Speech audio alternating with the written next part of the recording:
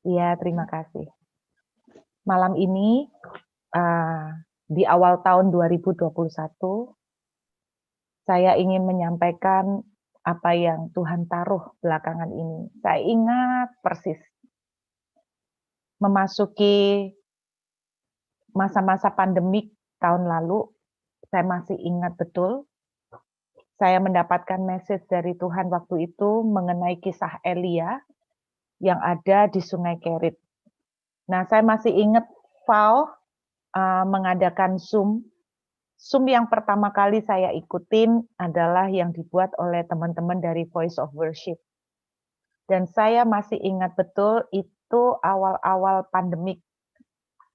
Saya cerita bagaimana di akhir tahun 2019, memasuki tahun 2020, Tuhan sudah berbicara bahwa tahun 2020 akan menjadi tahun di mana cerita Elia akan terjadi, yaitu Elia disuruh Tuhan untuk sembunyi di Sungai Kerit, sebab akan terjadi masa kekeringan. Tapi saya tidak pernah menyangka, seperti saya pernah cerita, bahwa betul-betul kekeringan yang terjadi adalah seperti hari ini, yaitu COVID. Dan di awal 2020 saya banyak membagikan kepada semua teman-teman, juga teman-teman di VAU, saya masih ingat betul, karena yang saya curhatin pertama kali itu adalah teman-teman di VAU ya. Saya cerita pada waktu itu, saya mendapatkan sebuah penglihatan bagaimana ada banyak orang di balik sebuah tembok. Tembok itu cukup tinggi. Terus kemudian termasuk saya ada di balik tembok, lalu saya berusaha untuk mengintip, tapi karena terlalu tinggi saya nggak bisa panjat. Lalu Tuhan berbicara melalui penglihatan itu, kamu nggak usah berusaha untuk mencari tahu apa yang ada di luar. Kamu nggak perlu bingung, nggak perlu tahu apa yang akan terjadi di luar tembok. Kamu tetap tinggal di dalam tembok, dan saya melihat banyak orang-orang yang ada di balik tembok itu, kita itu dikasih Tuhan makanan dengan piring-piring raksasa. Piringnya itu tingginya seleher kita. Terus di atas piring itu ada berbagai macam makanan, termasuk di dalamnya bukan makanan yang kualitas bawah ya saudara, tapi makanan yang kayak steak, daging, kayak gitu. Waktu itu saya ingat, saya cerita sama teman-teman di VAL, saya bilang, Tuhan bilang kita tidak perlu bingung soal sampai kapan ini COVID, sampai kapan kondisi lockdown, sampai kapan ini akan terjadi. Saya masih ingat banyak sekali jemaat yang tanya ke saya, Bu Ruth, sampai kapan ini akan terjadi, sampai kapan kondisi ini. Lalu saya cerita sama mereka, Tuhan ngomong, kita tidak perlu tahu sampai kapan, tetapi satu janji yang Tuhan berikan di awal pandemi, bahwa Tuhan akan memberikan pemeliharaan bagi orang-orang tertentu. Kenapa saya bilang orang-orang tertentu, tidak semuanya? Karena kalau kita melihat ceritanya Elia di Sungai Kerit, tidak semuanya rupanya mengalami pemeliharaan eksklusif seperti Elia. Dikasih makan burung gagak dari burung gagak dan diberi minuman dari Sungai Kerit.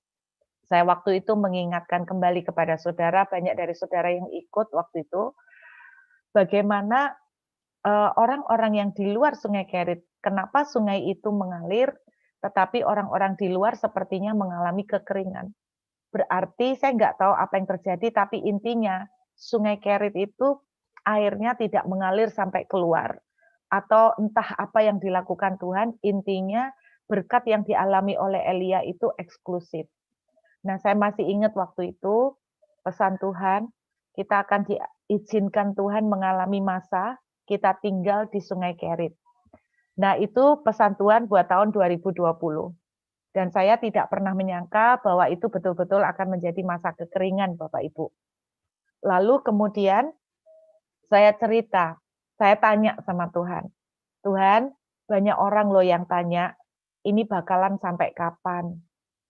Terus kemudian yang saya tangkap, Bapak Ibu, yang saya tangkap pada awal tahun 2020, kekeringan yang terjadi pada zaman Elia itu bukan 1-2 bulan, itu bukan juga 1 tahun, tetapi lebih dari 3 tahun. Di cerita Elia, Bapak Ibu. Saya tidak mengartikan bahwa kondisi COVID ini akan berlangsung sampai 3 tahun ke depan. Saya tidak bilang begitu. Tetapi yang saya tangkap pada awal tahun 2020 adalah bahwa apa yang terjadi pada Elia, yaitu masa sulit, ternyata yang saya tangkap itu begini, masa sulit ini belum berakhir seperti yang kita bayangkan. Yang saya tangkap, saya ngomong sama anak-anak rohani saya, kok Cece ini merasa bahwa kelihatannya masa kering, masa sulit yang terjadi di awal-awal Elia masuk Sungai Kerit itu masih berlangsung cukup lama. Dan yang saya tangkap demikian juga masa yang terjadi gara-gara COVID masih akan berlangsung sampai beberapa waktu ke depan. Kalau Bapak Ibu tanya saya sampai kapan, saya nggak tahu.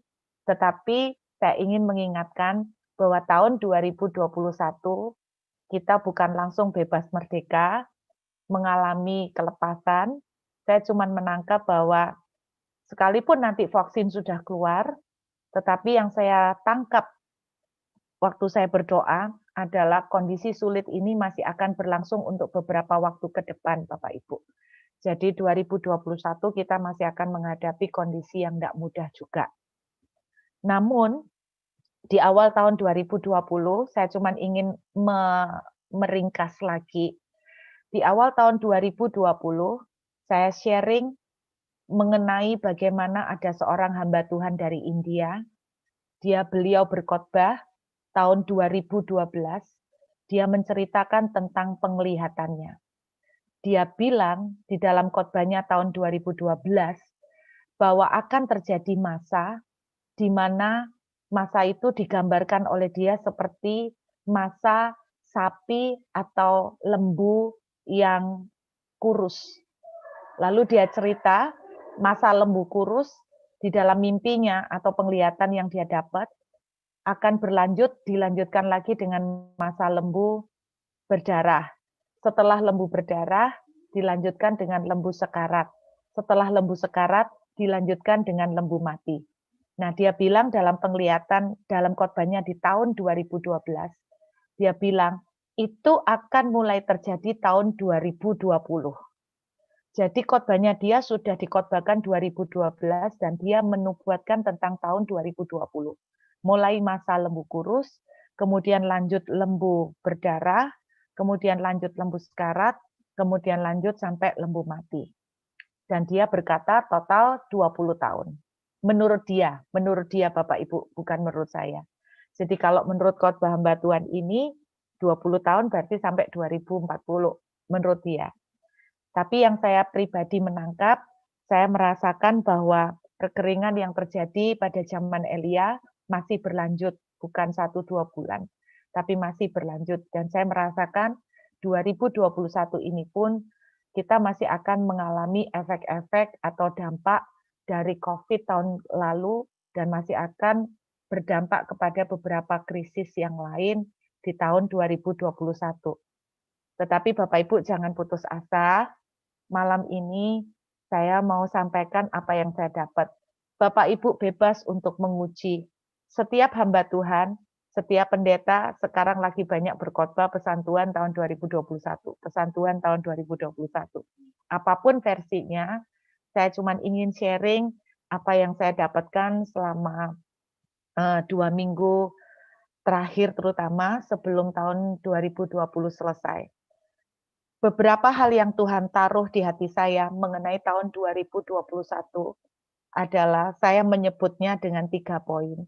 Tahun 2021 akan menjadi tahun, kalau tahun 2020 tahunnya Elia, tahun 2021 akan menjadi tahunnya Rut yang ada di Alkitab, kitab Rut, kemudian tahun Benyamin, dan ketiga tahun Isakar. Nah, saudara, malam ini tidak mungkin saya membahas semuanya, berhubung dengan waktu yang terbatas. Tetapi 3 hal ini yang saya tangkap akan Tuhan lakukan di tahun 2021. Tahun Rut, tahun Benyamin, dan tahun Isakar. Saya akan meringkas secara singkat. Mudah-mudahan malam ini saya bisa mengcover 2, yaitu tahun Rut dan tahun Benyamin. Bapak Ibu boleh catat untuk nanti diuji. Yang saya mau katakan itu begini, buat saya prinsipnya simpel, selama nubuatan itu, kalau nubuatannya berbau negatif, itu akan menjadi persiapan buat saya, warning, supaya kita berjaga-jaga. Kalau nubuatan itu sifatnya positif, aminkan saja dengan tangan terbuka, ya. Nah, saya mau ajak Bapak Ibu, secara cepat saya tidak akan lama-lama membahas detail dari kitab Rut maupun membahas detail mengenai Benyamin. Saudara, kita lihat kitab Rut dulu. Saya akan singkat-singkat semuanya ya. Kitab Rut pasal 1 ayat 1. Kita akan lihat Rut pasal 1 ayat 1. Kalau Bapak Ibu baca kitab Rut ini, kitab Rut itu latar belakangnya dari zaman hakim-hakim. Hakim-hakim itu adalah sekitar tahun 1375 sebelum Masehi. Dan pada zaman hakim-hakim itu memang tercatat terjadi masa kelaparan yang cukup panjang pada zaman hakim-hakim. Sampai ada cerita juga pada zaman hakim-hakim bagaimana orang tuh sampai makan bayi karena saking kelaparannya begitu sangat parah. Nah, kitab Rut itu juga berlatar belakang dari zaman hakim-hakim. Kita buka Rut pasal 1 ayat 1. Rut pasal 1 ayat 1. Pada zaman para hakim memerintah, ada kelaparan di tanah Israel. Lalu pergilah seorang dari Betlehem Yehuda beserta istrinya dan kedua anaknya laki-laki ke daerah Moab untuk menetap di sana sebagai orang asing. Singkatnya, jadi Naomi bersama keluarganya pindah keluar dari Betlehem. Kenapa? Karena terjadi kelaparan. Betlehem artinya rumah Tuhan, rumah roti, ya, gambaran rumah Tuhan, rumah roti. Nah, Betlehem ini sangat ironis ya Bapak Ibu, di rumah roti ternyata terjadi kelaparan yang cukup panjang. Dan itu sebabnya keluarga Naomi, keluarga Elimelech, itu meninggalkan dengan membawa segala banyak harta mereka, dengan harapan mereka akan mengadu nasib yang lebih baik di negara lain di luar Bethlehem. Kemudian kita temukan ceritanya di dalam perjalanan keluar dari Bethlehem itulah kedua anak laki-laki dari Naomi married lah ya. Jadi Naomi punya mantu. Kita lompat langsung Bapak Ibu ke Rut pasal 1 ayat yang ke-20. Naomi akhirnya balik pulang ke Bethlehem. Kenapa balik pulang? Sederhana, karena semua habis. Suami habis, anak-anak sudah mati, harta pun habis. Perhatikan ayat 20. Tetapi ia berkata kepada mereka, jangan sebut aku Naomi. Karena Naomi itu artinya wanita yang bahagia, wanita yang diberkati. Sebutlah aku Mara. Mara itu artinya pahit.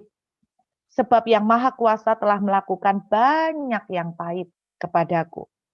Bapak Ibu, tahun 2020 akibat pandemik, siapa bilang tidak bisa menimpa anak Tuhan. Jadi di rumah Bethlehem, di rumah roti, itu pun masih bisa menimpa anak-anak Tuhan. Jadi di rumah Tuhan juga masih menimpa anak-anak Tuhan. Berapa banyak juga hamba Tuhan mati karena COVID juga. Berapa banyak anak-anak Tuhan yang juga mengalami berbagai kondisi krisis ekonomi karena COVID. Dan berapa banyak juga yang kecewa gara-gara tahun 2020 ini. Nah, ini yang terjadi pada Naomi, pahit. Kemudian ayat 21, dengan tangan yang penuh aku pergi, tetapi dengan tangan yang kosong Tuhan memulangkan aku kembali. Jadi dia pulang karena dia habis-habisan. Nah, mungkin tahun kemarin kena COVID berdampak banyak bagi Bapak Ibu. Kalau Bapak Ibu tidak berdampak, artinya Bapak Ibu tetap diberkati, puji Tuhan. berarti Bapak Ibu mengalami seperti Elia. Ketika dia ada di tanah kering, Tuhan pelihara dengan sungai Kerit dan Tuhan pelihara dengan mengirimkan burung gagak. Nah, kalau hari ini Bapak Ibu adalah seperti Naomi dan bukan seperti Elia yang tetap dipelihara Tuhan. Mungkin selama tahun 2020 Bapak Ibu mengalami masa-masa yang pahit seperti Naomi. Saya berdoa Bapak Ibu jangan putus asa, karena ada kabar yang luar biasa akan terjadi tahun 2021. Dan saya berdoa mudah-mudahan Bapak Ibu bisa nangkap ini dan mengalaminya. Bukan cuman menjadi sebuah teori dan pengetahuan, oh gitu ya. Tapi saya berdoa supaya Bapak Ibu ngalamin benar. Oke ya, kita lihat.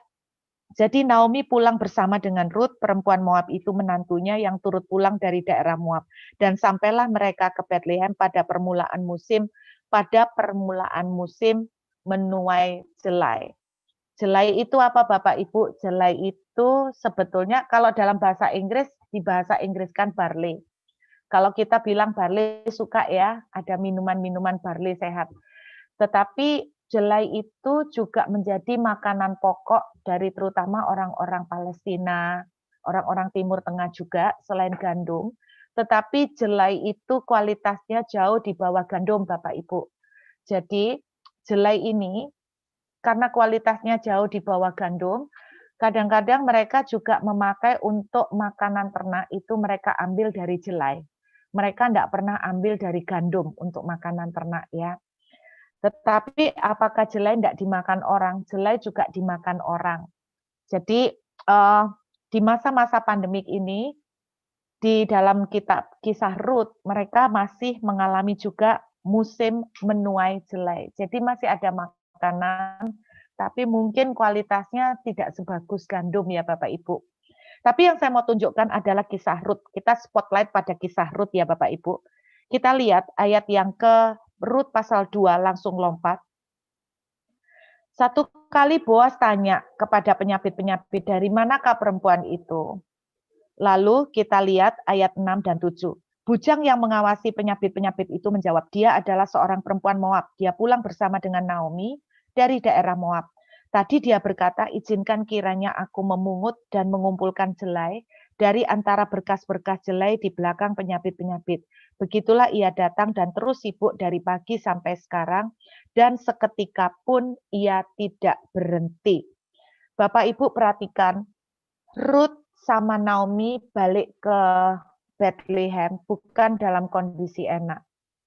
Alkitab menuliskan, Ruth itu kerja dari pagi sampai petang, memungut jelai. Memungut jelai Bapak Ibu. Kenapa memungut jelai? Dari pagi sampai petang, berarti menunjukkan mereka Ruth itu kerja keras. Kenapa dari pagi sampai petang? Karena mungkin kurang banyak. Makanya dia dari pagi sampai petang. Jadi dia mengumpulkan sebanyak-banyaknya dari pagi sampai petang. Dengarkan, mungkin akibat tahun lalu, ada di antara Bapak Ibu yang ikut di Zoom malam ini, juga ngalamin kayak Ruth dan Naomi. Istilahnya sisa-sisa dari kesusahan itu masih ngefek sampai hari ini. Hal-hal yang berat dari tahun 2020 masih sampai hari ini masih belum terlepas. Itu yang terjadi pada Ruth.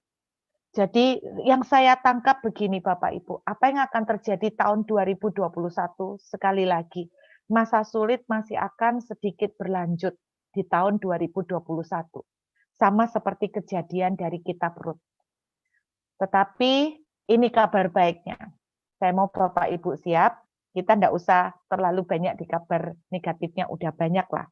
Kalau Bapak Ibu baca, kenapa dia harus memungut jelai, di belakang penyapit dia nunggu rontokan. Kenapa dia nunggu rontokan? Karena dia tidak bisa beli, Bapak Ibu. Karena dia tidak sanggup beli. Makanya dia nunggu rontokan dari yang dibawa oleh penyapit-penyapit. Nah, Bapak Ibu bisa bayangkan berapa banyak sih rontokan yang dia bisa kumpulkan. Kalau dia bekerja dari pagi sampai petang, berarti rontokannya juga cukup tidak banyak. Kalau Bapak Ibu bayangkan jelai itu tanamannya mirip-mirip gandum ya Bapak Ibu. Bapak Ibu bisa bayangkan paling kalau rontok-rontoknya itu kayak jerami-jeraminya gitu yang rontok. Jadi belum tentu ada bulir-bulirnya. Jadi bulir-bulirnya yang lebih berat belum tentu rontok. Nah, itu sebabnya dia kerja keras. Tapi saya beri kabar gembira buat Bapak Ibu. Dengarkan baik-baik. Kalau tahun 2020 adalah tahun Elia, tahun 2021 adalah tahun Ruth, itu saya menyebutnya dengan istilah bahasa Inggrisnya adalah the year of serendipity. Kenapa saya pakai istilah itu? Ketika saya dapat message ini dari Tuhan, beberapa hari kemudian itu terjadi sekitar bulan November. Jadi belum sampai bulan Desember, Bapak Ibu.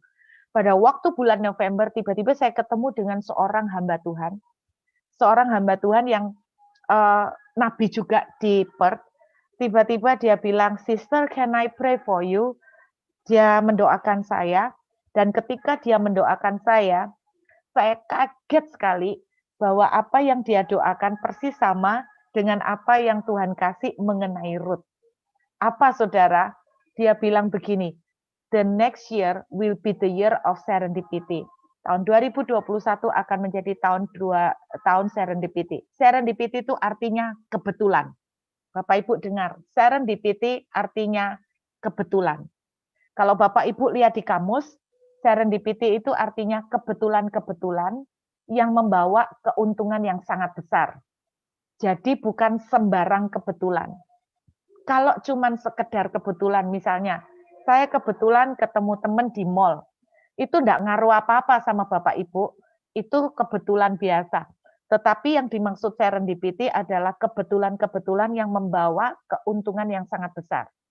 Tahukah Bapak Ibu, salah satu kata kebetulan yang muncul di Alkitab adalah muncul di kitab Rut, yaitu Rut pasal 2 ayat yang ketiga. Mari kita lihat Bapak Ibu. Rut pasal 2 ayat 3. Pergilah ia lalu sampai di ladang dan memungut jelai di belakang penyabit-penyabit. Perhatikan, Anda boleh garis bawahi. Tahun 2021 akan menjadi tahun banyak kebetulan. Kebetulan ia berada di tanah milik Boas yang berasal dari kaum Elimelech. Waktu saya membedah kata kebetulan dalam bahasa aslinya, saya suka banget untuk membedah bahasa aslinya. Saya menemukan kata kebetulan ini, bahasa aslinya adalah mikreh. Mikreh itu artinya kejadian-kejadian yang tidak diatur dulu. Kejadian-kejadian yang tidak direncanakan, kejadian yang tidak bisa diprediksi, kejadian bahkan yang tidak diharapkan. Tetapi bukan yang negatif, tetapi yang positif. Bukan cuma positif, tetapi akan mendatangkan keuntungan yang sangat besar. Jadi kebetulannya itu adalah mendatangkan keuntungan yang tidak main-main. Nah, Bapak Ibu perhatikan. Ruth kebetulan ada di tanah milik Boas.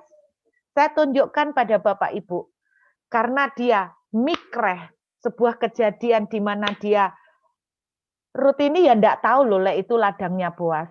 Dan Ruth ini juga enggak tahu loh, lek Boas itu adalah ada hubungan saudara sama mertuanya. Jadi Ruth ini ya enggak ngerti. Jadi Ruth itu enggak tahu kalau Boas itu ternyata adalah seduluran gitu ya sama bapak mertuanya. Dan Ruth itu juga enggak tahu kalau ladang yang dia pas ngambil itu adalah ladang milik Boas. Nah, ini adalah sebuah kejadian beruntun yang tidak diatur oleh Ruth. Bahkan Ruth itu di luar pengetahuannya Ruth. Ruth itu tidak tahu sama sekali siapa Boas. Tetapi Bapak Ibu perlu tahu, Boas itu adalah landlord atau tuan tanah di Bethlehem. Jadi 80% lebih dari tanah yang ada di Bethlehem itu adalah miliknya Boas. Jadi Boas ini adalah kaya. Nah, mungkin Bapak Ibu bilang, loh, karena Boas itu tuan tanah, ya berarti kan ya otomatis kemungkinan besar untuk Ruth itu ada bisa di ladangnya Boas. Tapi Bapak Ibu jangan berpikir gitu dulu, karena Boas ini orang kaya sekali. Tidak sembarangan Bapak Ibu, orang itu bisa nerobos masuk ke ladangnya orang kaya seenaknya. Tidak segampang itu. Nah, kemudian Alkitab menuliskan, kita akan tunjukkan Bapak Ibu. Gara-gara kebetulan Rut itu ada di ladang Boas dan kebetulan Boas itu ada hubungan saudara dengan keluarganya mertuanya. Perhatikan, kita lihat ayat yang ke-8. Oke. Setelah Boas diceritain oleh pegawainya mengenai siapa Rut, dia bilang sama Rut, "Dengarlah dahulu anakku, tidak usah engkau pergi memungut jelai ke ladang lain, dan tidak usah juga engkau pergi dari sini. Tetapi tetaplah dekat pengerja-pengerjaku perempuan. Tetaplah dekat pengerjaku perempuan." Bapak Ibu perhatikan, akibat campur tangan Tuhan, jadi ada kebetulan yang tidak diduga-duga oleh Rut. Rut juga tidak pernah nyangka kalau itu ternyata hubungan saudara. Rut ketemu dengan Boas, Boas bilang begini, ikutin pegawai-pegawaiku yang perempuan. Bapak Ibu pernah mikir enggak, kenapa Rut kok disuruh mengikuti pengerja-pengerja yang perempuan? Kenapa enggak pengerja yang laki-laki? Sederhana Bapak Ibu, kalau ikut belakangnya pengerja perempuan, rontokannya lebih banyak. Rontokannya lebih banyak ya daripada pekerja laki-laki. Terus kemudian kita nyambung terus. Lihat ya, ayat 9. Lihat saja ke ladang yang sedang disabit orang itu. Pokoknya Rut, kamu lihat di ladang yang lagi nyabit, berarti kan lagi panen. Ikuti perempuan-perempuan itu dari belakang, dan aku memesankan kepada pengerja laki, jangan mengganggu engkau. Kalau engkau haus, pergilah ke tempayan-tempayan, minumlah air yang dicedok oleh pengerja-pengerja itu. Kemudian kita lompat, Bapak Ibu. Kita langsung lompat ke ayat yang ke-14. Kita lompat. Ketika sudah waktu makan, berkatalah Boas kepadanya, datanglah kemari, makanlah roti ini, celupkan suapmu ke dalam cuka ini.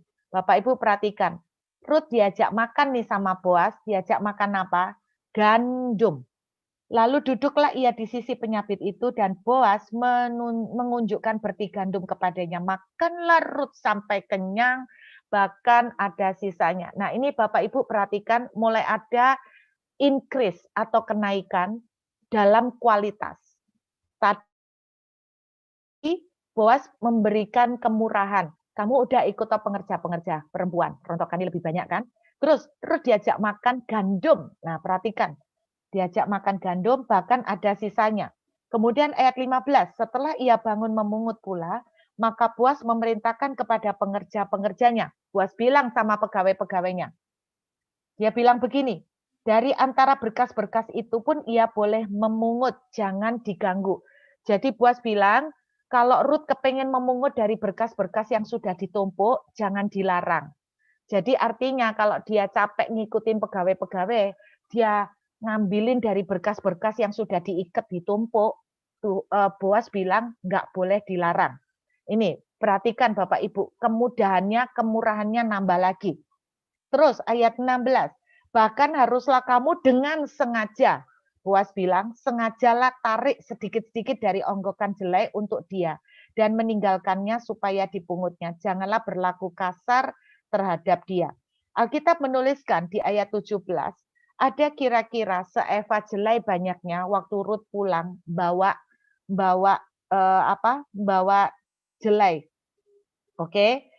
Kemudian dikasih kemudian ayat 18 lihat ya. Ketika mertuanya melihat apa yang dipungutnya dan ketika dikeluarkannya, diberikannya kepada mertuanya sisa yang ada setelah kenyang.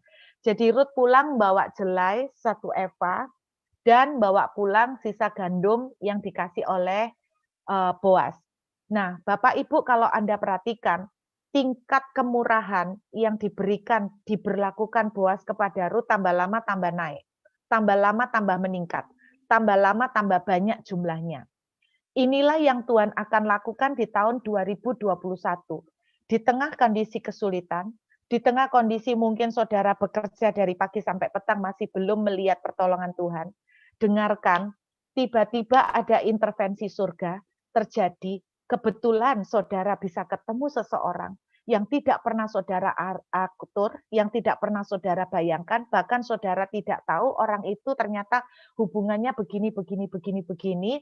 Terus kemudian Tuhan atur sedemikian, saudara itu meningkat. Saudara itu dapat blessing kemurahannya, dapat bantuannya itu tambah lama, tambah naik, tambah naik, tambah naik, tambah gila-gilaan. Sampai akhirnya Alkitab menuliskan, Rut ceritanya, singkatnya, menjadi istri tuan tanah terkaya di Bethlehem. Bayangkan perubahan status yang terjadi pada Rut, tadinya janda, berubah menjadi istri tuan tanah yang terhormat. Istri orang yang terhormat. Inilah yang Tuhan akan lakukan di tahun ini Bapak Ibu. Jangan putus asa, karena ketika di tengah Anda kerja keras dari pagi sampai petang, dengan begitu banyak tangisan, dengan begitu banyak pergumulan dan struggle yang terjadi akibat COVID ini dan sebagainya. Namun tiba-tiba di luar dugaan surga akan intervensi, surga akan campur tangan.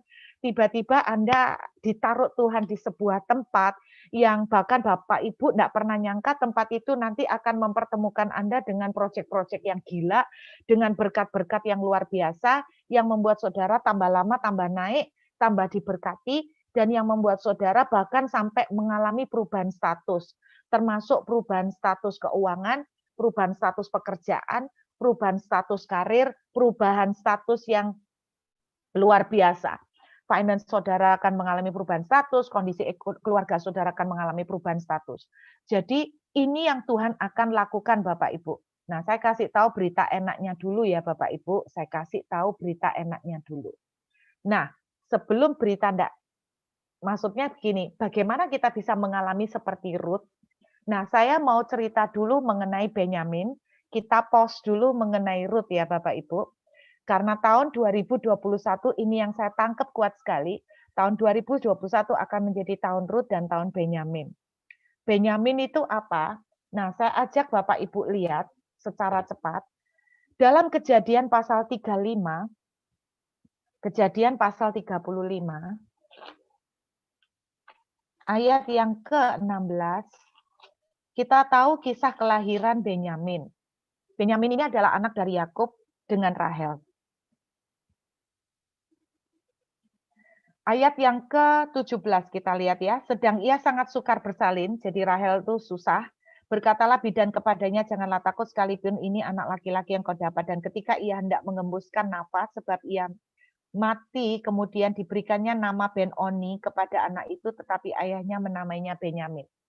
Bapak Ibu ini ya, Ben-Oni itu the son of my pain, anak dari sakitku. Sama Yakub dirubah menjadi the son of my right hand. Benyamin, the son of my right hand. Anak dari tangan kananku. Ini yang dikatakan mengenai Benyamin.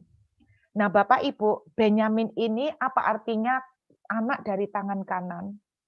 Anak dari tangan kanan itu ternyata berbicara, tangan kanan bicara tentang righteousness, kebenaran. Tangan kanan itu juga bicara tentang the hand of favor. Tangan kanan itu bicara tentang the hand of favor. Nah, nanti saya tunjukkan pada Bapak Ibu ayat-ayatnya. Saya waktu menemukan ini saya kaget sekali. Jadi tahu dari mana Bu Ruth tangan kanan itu tangan favor. Artinya anak favor. Saya berhenti dulu sampai di sana. Jadi Benyamin ini, tahun Benyamin itu berbicara tentang the year of favor. Sebetulnya favor itu apa sih Bapak Ibu? Bahasa sederhana saya, dulu Fau pernah mengadakan Zoom mengenai topik favor. Favor itu artinya, bahasa sederhana saya adalah kemudahan. Perlakuan istimewa yang Tuhan lakukan kepada seseorang, itu favor. Jadi favor artinya perlakuan istimewa atau kemudahan yang Tuhan lakukan kepada seseorang. Apa yang terjadi kepada Ruth yang diperlakukan oleh Boaz adalah favor. Boaz memberikan kemudahan, Boaz memberikan perlakuan istimewa. Dan berita baiknya, kemudahan atau perlakuan istimewa yang dilakukan oleh Boaz kepada Ruth tambah lama tambah meningkat kualitas dan jumlahnya. Demikian juga yang Tuhan akan lakukan tahun 2021. Kemudahan dan favor atau perlakuan istimewa yang Tuhan lakukan akan makin meningkat. Nah, bukti-bukti lain bahwa Benjamin itu adalah favor. Nah, kalau yang ini sedikit unik ya Bapak Ibu.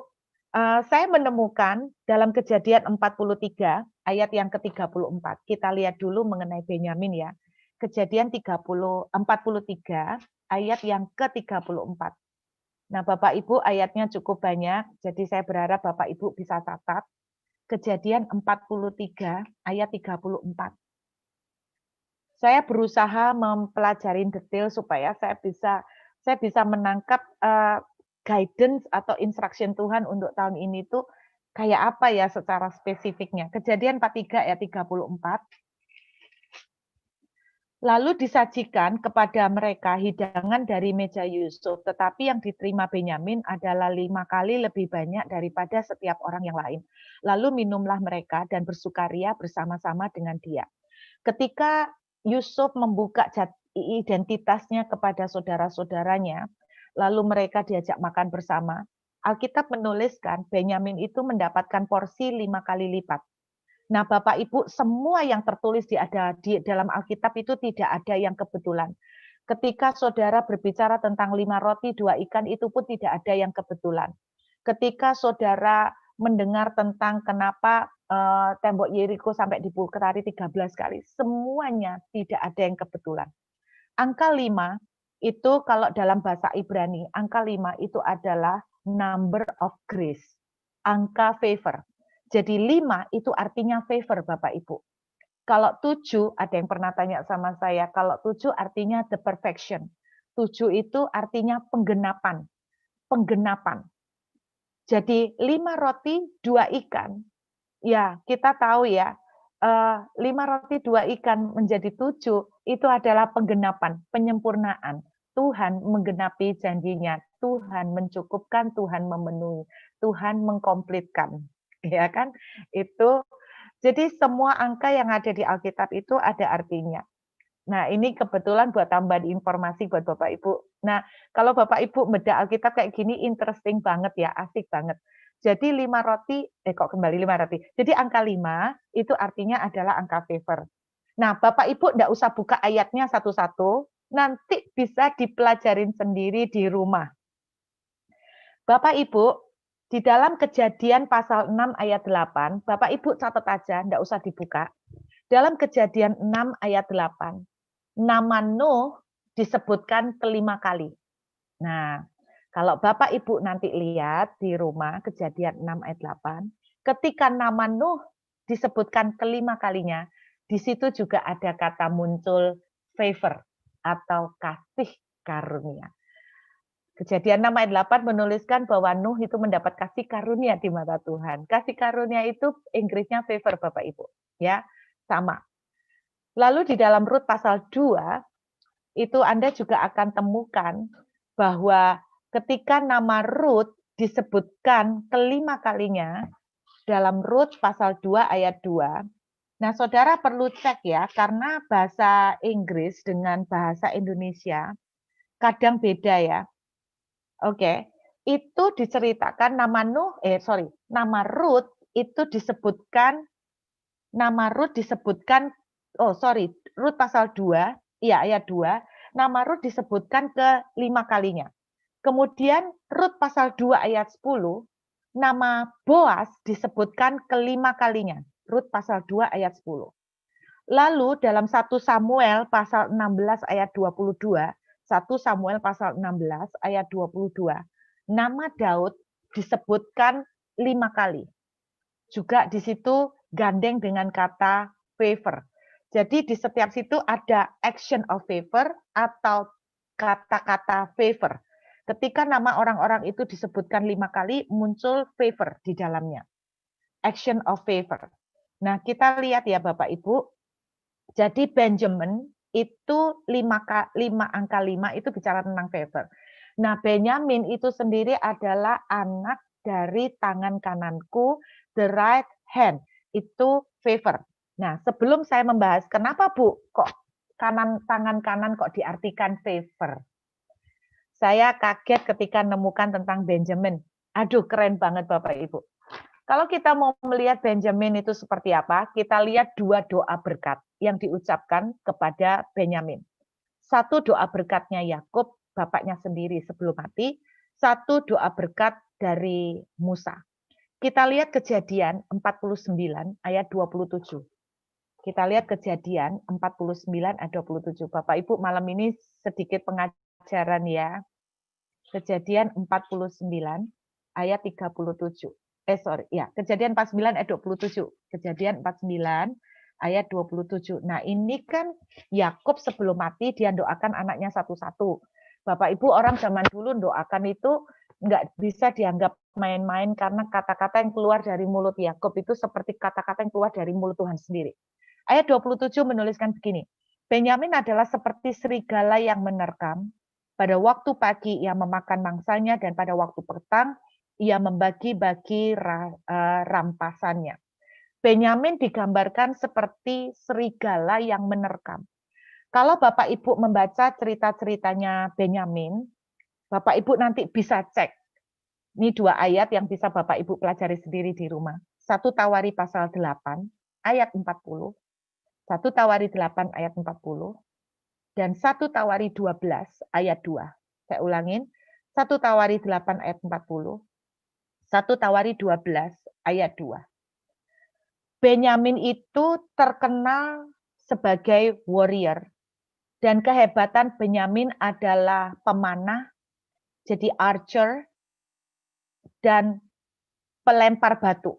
Saya ulangin ya, dia terkenal warrior, dan kehebatan Benyamin itu, keahliannya di dalam berperang adalah dia pemanah yang jitu, dan dia sling, jadi sling thrower, pelempar batu yang kayak zamannya Daud melawan Goliat. Pelempar batu yang jitu. Kalau saudara baca, dari semua yang dilakukan oleh Benyamin tidak pernah meleset. Jadi kalau dia manah, kalau dia ngelempar batu, tidak pernah meleset. Ini kehebatannya. Itu sebabnya dia digambarkan sebagai serigala yang menerkam karena mereka, suku Benyamin, adalah suku warrior. Jadi suku warrior. Oke ya. Terus kemudian, itu kalau dari Kejadian 49 ayat 27. Tapi saya tidak mau fokus di sana. Saya tidak mau membahas tentang sisi warrior-nya. Saya sedang menyiapkan pengajaran mengenai 12 suku, Bapak Ibu. Dan saya hari ini, saya kebetulan mau fokus ke Ulangan 33 ayat 12. Ini adalah doanya Musa sebelum mati, memberkati 12 suku. Ulangan pasal 33 ayat yang ke-12. Bapak Ibu, ini yang amazing, Bapak Ibu. Ini yang amazing. Tentang Benyamin, ia berkata, kekasih Tuhan yang diam padanya dengan tentram. Tuhan melindungi dia setiap waktu dan diam di antara lereng-lereng gunungnya. Saya kasih terjemahan Inggrisnya, Bapak Ibu. Bahasa Inggris, isi Inggris ya. Benjamin is the loved one of the Lord. Jadi Benjamin itu adalah yang disayang sama Tuhan. He will be kept safe. Dia akan dipelihara aman. At all times. Pada segala waktu. Baik di musim kering, di musim susah, selalu ada dalam pemeliharaan. He will be covered. Dia akan dilindungi by the Most High. He will be covered by the Most High. He will be covered by the Most High. Oke. Sampai sini dulu. Kalimat sisa terakhir saya pause dulu. Jadi ternyata Benyamin itu adalah menurut doanya Musa, Benyamin itu adalah the beloved one of the Lord. Bapak Ibu, saya tuh kaget. Saya pikir yang beloved one itu cuma Daud. Karena Tuhan bilang mengenai Daud, the man of my own heart. Ternyata salah satu blessing dari Benjamin adalah dia menjadi beloved-nya Tuhan. Gila nggak Bapak Ibu? Makanya hidupnya Benjamin ini pernah bikin kesalahan yang cukup fatal. Suku Benyamin itu suku yang sangat kecil, baik dalam jumlah, walaupun mereka warrior, tetapi dalam banyak prestasi, suku Benyamin tetap kalah dibandingkan dengan suku-suku yang lain. Bapak Ibu kalau belajar tentang 12 suku keren banget. Salah satu contoh suku Dan. Suku Dan itu terkenal sebagai hakim. Mereka sangat pinter dan intelek. Nah, jadi kalau dibanding dengan prestasi 11 suku yang lain, suku Benyamin termasuk suku yang kecil, baik dalam jumlah maupun prestasi. Makanya ketika Saul terpilih menjadi raja, Saul itu minder. Dia bilang, bukankah aku tuh berasal dari suku yang paling kecil. Nah, Bapak Ibu, tetapi anehnya ketika Musa melepaskan doa berkat untuk suku Benyamin, doa berkatnya tidak main-main, bahwa suku Benyamin menjadi milik kesayangan Tuhan. Dalam bahasa aslinya, saya cari dalam bahasa Yunaninya, bahasanya adalah very much love, yadid. Yadid itu artinya very much love. Apa ya, sangat spesial banget di Tuhan. Jadi not just love, bukan sekedar disayang, tapi one very special. Wow, Bapak Ibu, saya sampai gini, gila banget ini blessing yang Tuhan lepaskan buat Benyamin, orang yang sangat dispesialkan oleh Tuhan. Favor, orang yang very favored, yang sangat diistimewakan oleh Tuhan. Ya, itu yang dikatakan mengenai Benjamin. Nah, saya mau lanjutkan lagi. Bagaimana Burut bisa memutuskan bahwa the son of my right hand itu adalah the beloved one. Coba Bapak Ibu buka, nanti Bapak Ibu pelajarin lagi ya, saya gerak cepat. Mazmur 60, ayat yang kelima.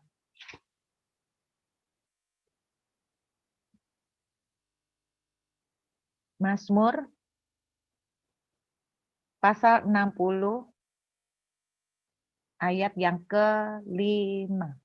Oh, oke.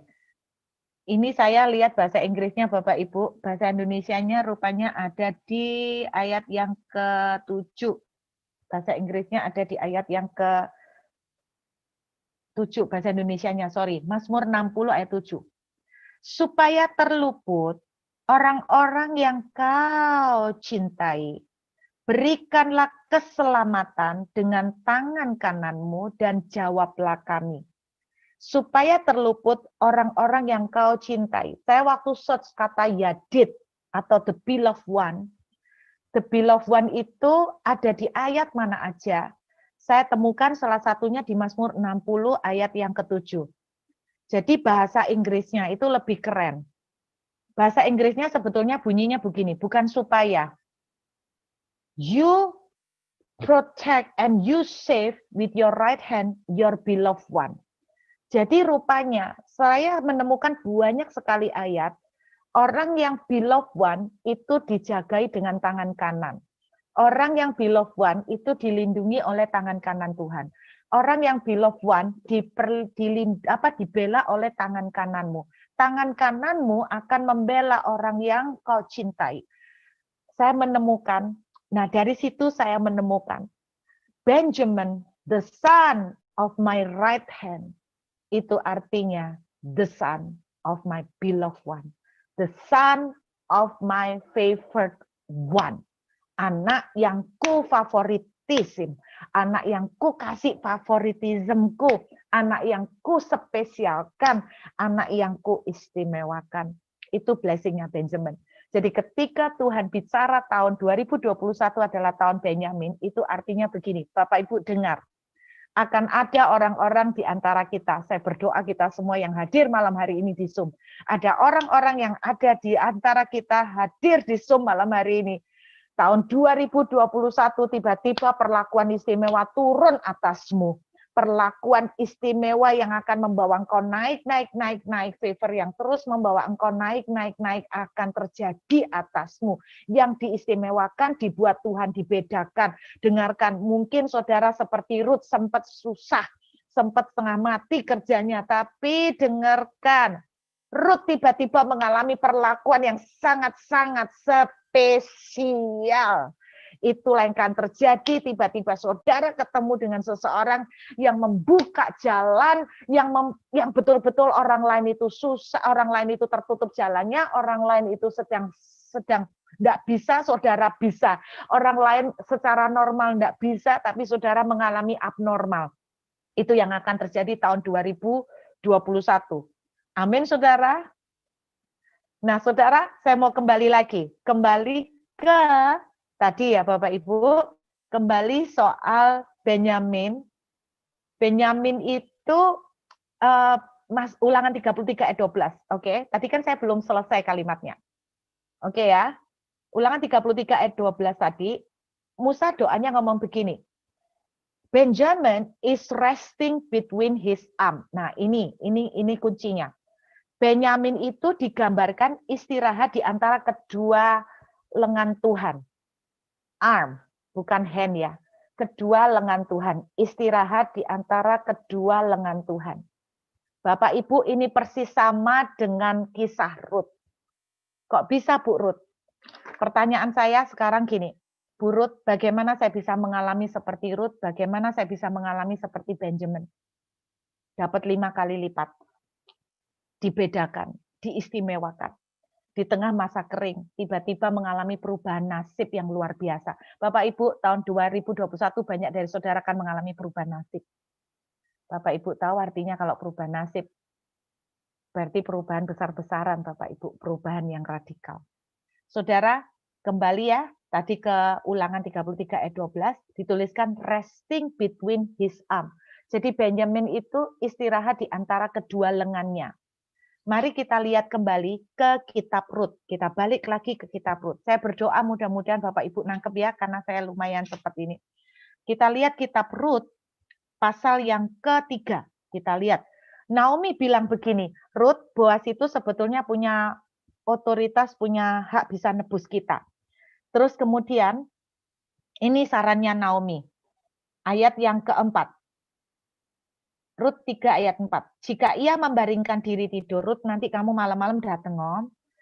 Jika ia membaringkan diri tidur, haruslah engkau perhatikan baik-baik tempat ia berbaring. Kemudian datanglah dekat, singkapkan selimut dari kakinya. Dari kakinya disingkapkan selimut, dan berbaringlah di sana. Maka ia akan memberitahukan padamu apa yang harus kau lakukan. Lalu kata Rut kepadanya, segala yang kau katakan akan kulakukan.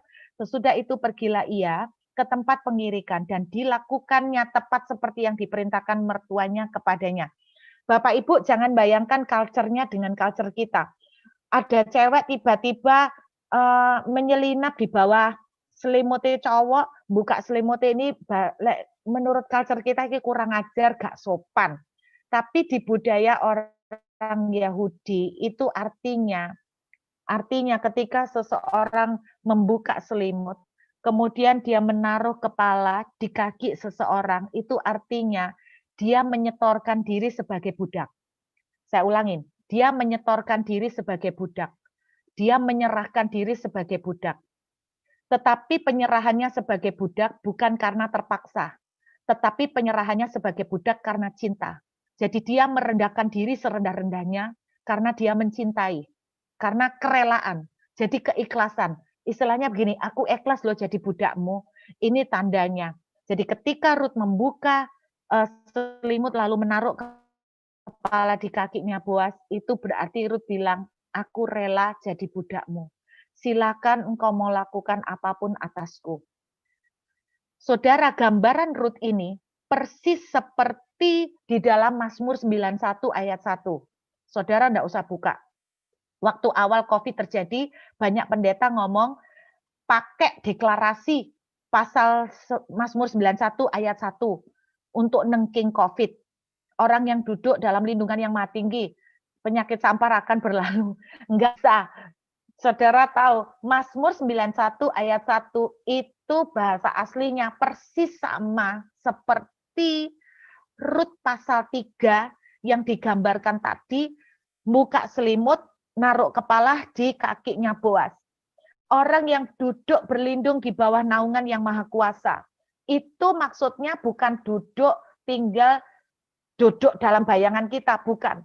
Bahasa aslinya duduk di bawah naungan yang maha kuasa itu artinya gini loh, nyingkap no selimut, duduk di kakinya. Itu artinya apa? Orang yang berkata kepada Tuhan, aku budakmu Tuhan, aku milikmu, silakan lakukan apapun yang engkau mau. Saudara, ini sikap yang dilakukan oleh Rut ke Boaz. Kemudian perhatikan, lihat ayat yang ke-9. Perhatikan ayat ke-9. Bertanyalah ia, siapakah engkau ini? Jawabnya, aku Rut hambamu. Kembangkanlah kiranya sayapmu. Kembangkan kiranya sayapmu.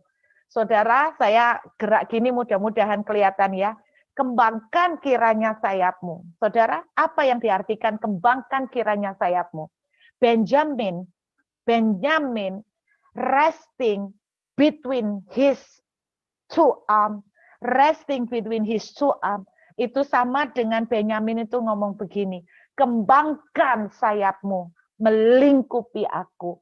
Ini sebuah sikap yang sama yang ditunjukkan di dalam Rut pasal 3, di dalam Mazmur 91 ayat 1, dan di dalam Ulangan 33 ayat 12 kalimat yang terakhir, bahwa sebuah sikap yang akan membuat kita diperlaku sangat-sangat spesial sampai mengangkat kita kepada perubahan nasib yang total dan perubahan status. Saudara, perubahan status itu saya kasih contoh. Misalnya, yang tadi belum dapat jodoh, akhirnya laku juga. Itu contoh simpel ya.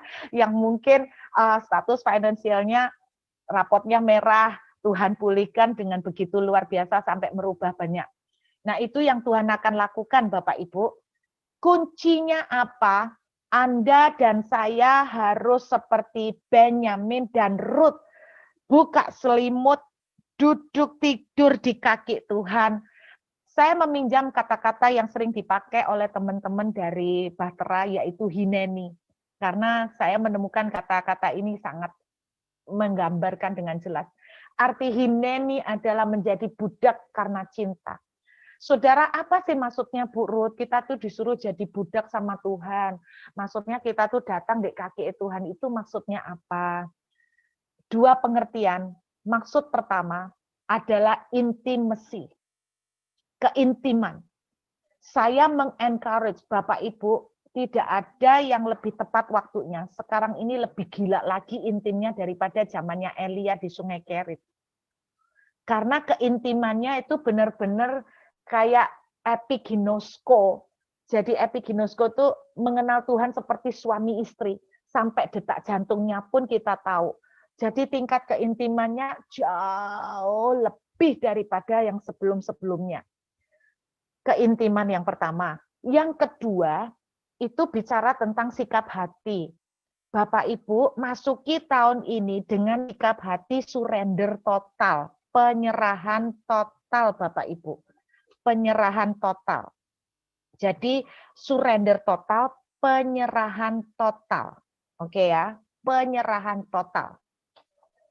Bisa nangkep ya Bapak Ibu, surrender total, penyerahan total. Saya berdoa masuk tahun 2021, pintu yang belum terbuka, doa yang belum dijawab, kondisi yang saudara tidak mengerti. Bisa tidak saudara menunjukkan sikap kayak Rut, buka selimut, tidur di kaki Boaz, itu artinya bilang begini, aku budakmu, apapun yang kamu mau lakukan silakan. Lagunya kalau kita sering nyanyi, suka-sukamu Tuhan.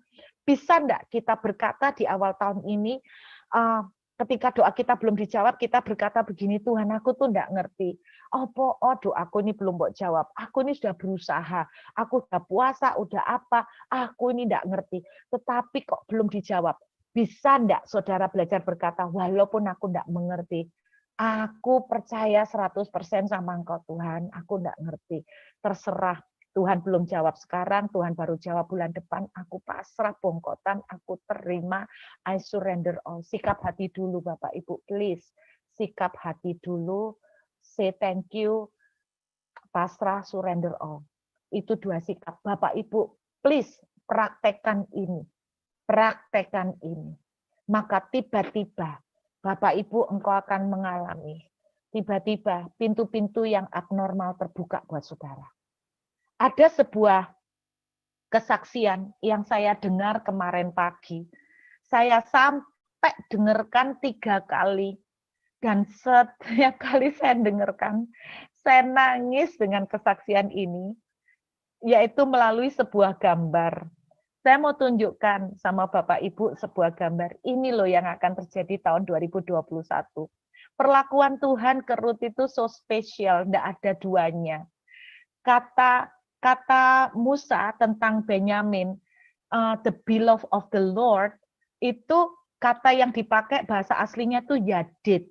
Yadid itu artinya tidak ada duanya, so special, so unique, one only gitu. Jadi kayak benar-benar istimewa banget. Itu yang diartikan dengan kata yadid. Nah, saudara, saya mau kesaksian yang saya dengar ini dari sebuah kesaksian orang lain juga. Saya mau cerita nih Bapak Ibu. Nah, tadi saya sudah minta tolong untuk Nita bisa tunjukkan gambarnya, tapi sebentar dulu saya cerita dulu. Ada anak perempuan umur 7 tahun, orang bule ya. Dia tinggal di satu peternakan sama keluarganya. Nah, setiap kali sapi-sapi itu kan mesti punya anak. Jadi sapi itu hamil, mengandung, punya anak. Nah, karena sudah terlalu banyak anak sapi yang dilahirkan, papanya bilang begini, ini ada sapi sing mau melahirkan anak. Papanya udah wanti-wanti bilang gini, kita kali ini nggak akan keep anaknya ya, kita nggak akan simpen, karena kita udah kebanyakan. Jadi kita akan jual atau kita kasih orang. Pokoknya karena udah terlalu banyak. Jadi anak sapinya dikasih orang atau dijual. Nah, satu kali ada satu sapi yang mau melahirkan. Tiba-tiba anak perempuan ini umur 7 tahun namanya Jamie. Namanya Jamie, saudara. Anak ini ngomong sama papanya, "Papa, jangan dikasih orang dong. Aku boleh enggak? Please, kasih anak sapi ini ke saya. Aku pengen." Dia mohon ngerayu papanya sampai akhirnya papanya luluh dan bilang gini, "Ya udah, oke, kita bikin perjanjian aja gini. Kalau anak yang dilahirkan sapi ini benar-benar warna hitam, solid, hitam, yaitu punyamu. Tapi kalau sampai anak sapi yang dilahirkan sudah, jadi selama ini lebih banyak yang coklat sama belang-belang, maka papa akan jual atau kasih orang. Oke enggak?" Terus dia bilang oke. Dia berdoa, Bapak Ibu, dia berdoa, Tuhan tolong. Dia berdoa, kemudian apa yang terjadi? Setelah dia ngomong gini, Tuhan tolong bikin anak sapi yang lahir ini laki, solid black. Dia bilang gitu, bikin anak yang lahir dari sapi ini solid black, Tuhan. Terus dia minta gini, dan Tuhan, buatlah sapi ini melahirkan anak laki, dan betul-betul kok anak yang hitam, anak yang warna hitam kok anak laki. Dan buatlah Tuhan benar-benar tidak diragukan bahwa anak sapi ini menjadi milikku. Dia bilang gitu. Bikinlah Tuhan anak sapi ini betul-betul tidak ada yang bisa membantah, tidak ada yang bisa meragukan, tidak ada yang bisa menyanggah bahwa itu punyaku Tuhan. Setelah berdoa beberapa lama, akhirnya anak sapi itu dilahirkan. Nah, tolong Nit, kamu bisa tampilkan enggak fotonya? Jamie bersama dengan anak sapi yang dia dapat. Gambar pertama dulu. Bapak Ibu lihat, anak sapi yang dilahirkan, warnanya solid black. Tetapi bukan cuma solid black. Bapak Ibu lihat yang ada di antara dua mata. Nita, tolong tampilkan gambar satunya. Bapak Ibu lihat, di antara kedua mata anak sapi yang dilahirkan ini ada seperti huruf J. Bapak Ibu tahu artinya, Tuhan itu seakan-akan kasih stempel. Stempel, orang bilang itu Yesus. Tapi ini bukan Yesus, saya percaya itu Jamie, saudara. Tuhan itu seakan-akan stempel anak sapi ini dengan huruf J, seakan-akan untuk bukti ke orang-orang. Sudah ya, ini anak sapi miliknya Jamie, jangan dibantah lagi. Ini aku kirim khusus, ini paket parcel buat Jimmy. Ini yang terjadi. Waktu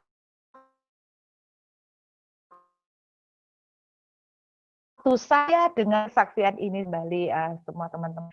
Jadi, saudara, waktu saya lihat kesaksian ini, Tuhan berbicara luar biasa. Bapak Ibu dengar, tahun 2021, sungguh Tuhan itu akan kirimkan parcel-parcel yang sangat istimewa untuk personal masing-masing. Sangat istimewa, yang abnormal, yang cuman Tuhan yang bisa bikin tanpa pengaturan saudara, tanpa keterlibatan saudara. Tuhan yang akan lakukan itu. Dan dengarkan, walaupun kondisi sulit, tapi saya terlalu percaya akan terjadi tahun 2021. Ada banyak di antara kita, saya berdoa kita semua, ya amin. Kita semuanya akan menjadi seperti Ruth, tiba-tiba migreh, tiba-tiba kebetulan, orang bilang kebetulan. Jangan kaget ketika tiba-tiba saudara ketemu seseorang yang ternyata orang ini tiba-tiba memberikan jalan untuk proyek yang tiba-tiba mengangkat perubahan yang luar biasa dalam kehidupan saudara. Akan muncul banyak tiba-tiba, akan muncul banyak kejutan-kejutan, akan muncul banyak keabnormalan yang Tuhan akan lakukan. Saudara dibuat so spesial, only for you. Sehingga setiap orang akan berbeda.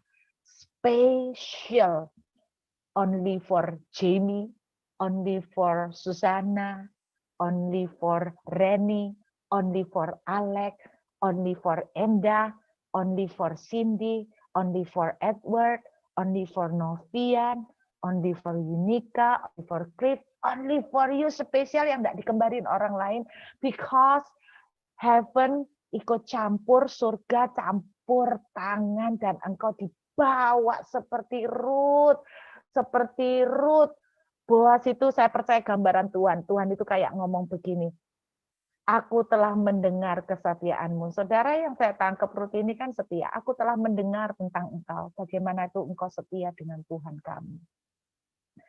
Dan dengarkan tahun 2021. Saudara yang selama ini doa belum dijawab. Saudara yang selama ini belum melihat pemulihan. Tuhan akan berkata begini, telah ku dengar tentang kesetiaanmu. Telah kulihat tentang bagaimana kamu tetap percaya walaupun aku tidak menjawab. Telah kulihat bagaimana kamu tuh bisa berkata, Tuhan, I don't understand, aku tidak mengerti, tapi aku tetap percaya kepadamu. Telah kulihat air matamu bagaimana engkau ketika aku tidak menolong, kau tetap berpegang kepadaku. Telah kulihat bagaimana ketika aku tidak menjawab, aku cuek dengan engkau tetap gandol dengan aku. Saudara dengarkan, resting between his arm. Saudara itu bicara juga tentang keintiman, bahasa Inggrisnya gandol, terus lengket, nggak mau copot. Saudara, saya pernah lihat satu video cuplikan di Instagram, bagaimana ada panda, itu gandol, gelandotan di kakinya penjaga kebun binatang. Terus penjaga kebun binatangnya nyopot pandanya datang lagi ke kakinya. Dicopot lagi, datang lagi ke kakinya. Dicopot lagi, datang lagi. Saya berdoa kita akan seperti panda itu, Bapak Ibu. Saya berdoa kita akan seperti panda itu. Walaupun kita seperti dicopot, tapi kita tetap gandol, tetap nempel kayak perangko. Bapak Ibu, ini saat terbaik. Kita menambah jam doa dan puasa kita. Ini saat terbaik kita mengkomitkan hidup kita dengan Tuhan. Ini saat terbaik kita seperti panda itu. Ini saat terbaik kita makin edan dengan Tuhan. Ini saat terbaik kita rest between his arm. Di bawah kepak sayapnya.